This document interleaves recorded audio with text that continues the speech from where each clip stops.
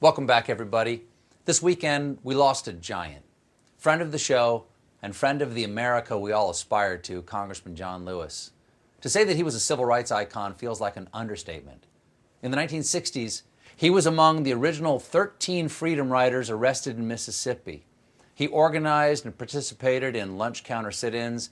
He led one of the most famous marches in American history across the Edmund Pettus Bridge in Selma. And along with MLK, he was a speaker at the March on Washington when he was just 23 years old. He had already done more for the country at 23 than most do in a lifetime. At 23, I didn't think I was ready to be a dungeon master yet. Congressman Lewis's efforts to make this country better did not stop there. He went on to serve the people of Atlanta for over 30 years in the House and was referred to by his colleagues as the conscience of the Congress. He must have been exhausted. He was like the angel on Congress's shoulder, and on the other shoulder was Congress. John Lewis was a hero. That's a given. Everybody knows that. But we tend to carve our heroes in marble and forget the other sides of them. Like the fact that John Lewis was fun. Take example number one. He wrote a graphic novel about himself, already a baller move. And when he went to Comic-Con in 2015 to promote it, he cosplayed as his younger self and led a march around Comic-Con. Give that man a shield, because that's Captain America. And what I love is how positive he stayed while fighting injustice. Sometimes he was just joyful, like this moment from 2018.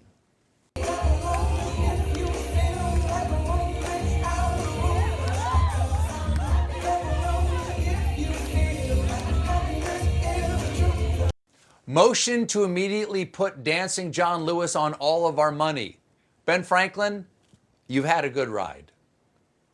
But throughout his career fighting for civil rights, Lewis repeatedly put his body on the line as a freedom rider, at the Edmund Pettus Bridge, then at the age of 76, crowd surfing the audience at the Ed Sullivan Theater. Not only does that remind us of how joyful he was, but it reminds me of a better time when it was okay for a crowd of strangers to touch an old man. Or for that matter, to be a crowd of strangers. And over the weekend, people were paying their respects to John Lewis. And some were paying their respects to who they thought was John Lewis, like Senator Marco Rubio, who posted this tribute on Twitter. It was an honor to know and be blessed with the opportunity to serve in Congress with John Lewis, a genuine and historic American hero. A lovely sentiment. Just one problem. That's not John Lewis. That is the late Congressman Elijah Cummings. A giant in his own right, but not John Lewis. But still, better than Rubio's first draft.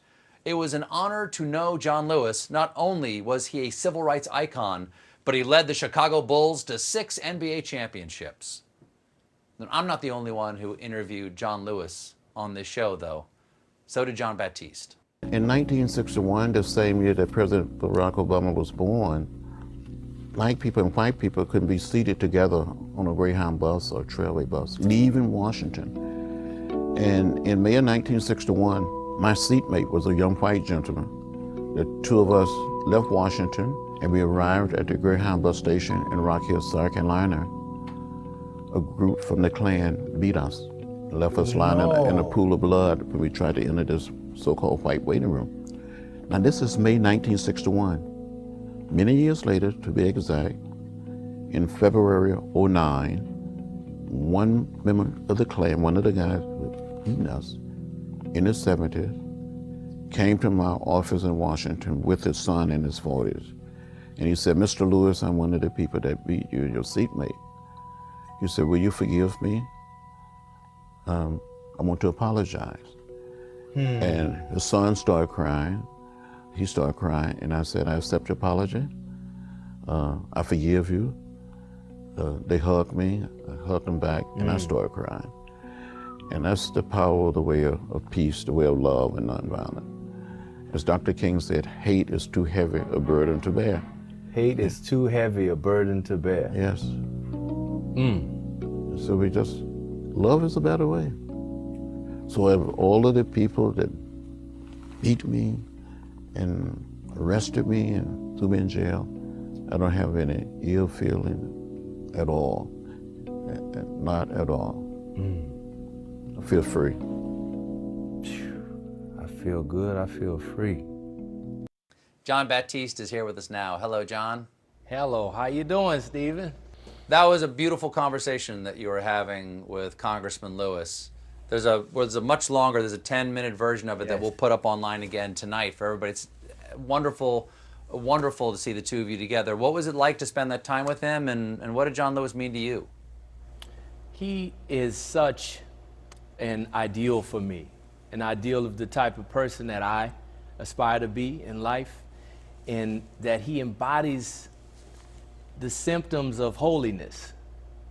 He exists as a truly righteous person, and the way that everything that's left in his wake, the things politically, socially, culturally, everything that we've learned in how to march, how to be revolutionaries without holding hate in our heart, all the things that we've learned from his life example is the definition of righteousness. You know, the love, joy, and patience, kindness, self-control, all of these things. To see a person embody that in front of you is proof that not only is it possible, but an invitation to all of us to be great. He's inviting us to our greatness. Well, however John Lewis would describe himself, Right. everyone else describes him as a giant. I did tonight. All these remembrances of him over the weekend, they called him a giant. Absolutely. But the thing about knowing that there are giants living out there is that in some ways it allows you not to take the responsibility to do the right thing. You can put all that necessity for moral behavior on them. Right. Not on the theory of them, on the idea that they're there. Yes. The philosophical, the ethical, Right. the responsibility of love goes on that person who did that thing that you could never do. Right. I could never do, and it becomes impractical for you. Right. But when they die, the memory of that person, in some ways, is an accusation. The beauty of John Lewis is an accusation that you are not standing tall enough. Right. And that, and I like what you said. It is an invitation. It's an invitation to stand up and to do the right thing when you can.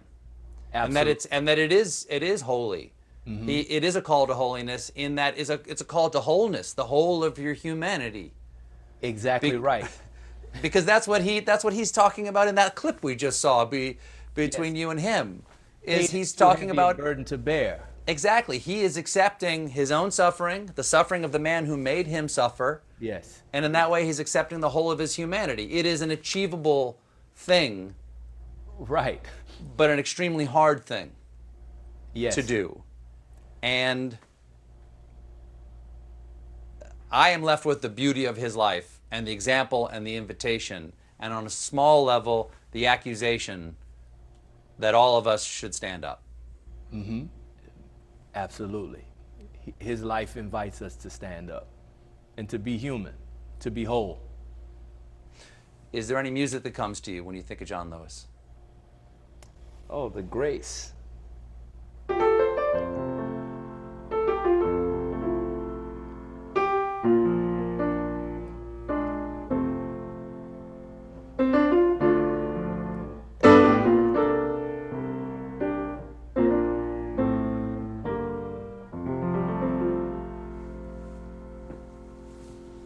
Thank you, John. Thank you, Stephen. And thank you, John Lewis. We'll be right back with Andy Cohen. Stick around.